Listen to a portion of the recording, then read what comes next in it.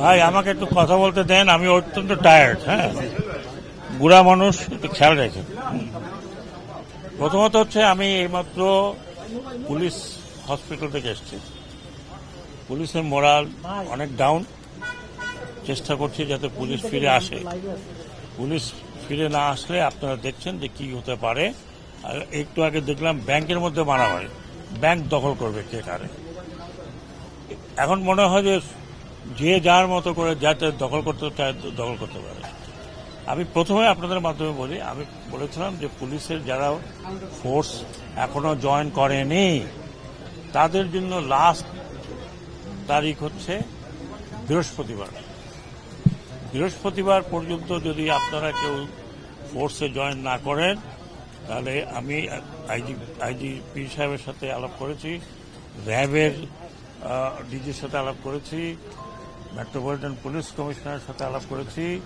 আপনারা যদি বৃহস্পতিবার না আসেন আমরা ধরে নেব আপনারা চাকরিতে ইচ্ছুক নন।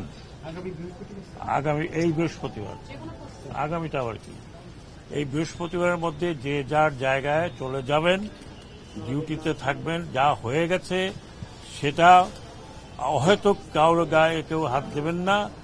বিচার করার আমরা প্রক্রিয়াটা করব, বিচার বিভাগ বিচার করবে। যারা দোষী হবেন, বড় দোষী ছোট দোষী যেই হোক, তাদের পানিশমেন্ট হবে। ঢালাওভাবে কাউকে দোষারোপ করা যাবে না। জনগণকে আমি এটুকু বলতে চাই, আপনারা পুলিশের গায়ে হাত উঠাবেন না। কারণ আপনারা এখন দেখছেন যে আপনারা নিজেরাই সাফার করছেন। আমি রাতে আমার কাছে টেলিফোন আসে, অমুক জায়গায় ডাকাতি হয়েছে। আমি বললাম যে আল্লাহ আল্লাহ করো, আর কিছু করার নাই। কি করার আছে? যে ডাকাতি হয় সেখানে যদি পুলিশ না থাকে কি করবে? আপনারা দয়া করে, আমি এইমাত্র পুলিশদের যারা ইনজিওর্ড ছিল তাদেরকে দেখে আসছি। যতদূর আমাদের করার সম্ভব আমরা করব, কিন্তু বৃহস্পতিবারের মধ্যে আপনারা জয়েন করেন।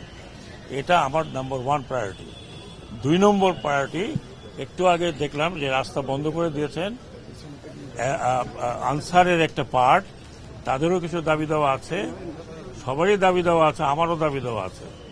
আমার দাবি দেওয়া হলো যে আপনারা ফিরে যান।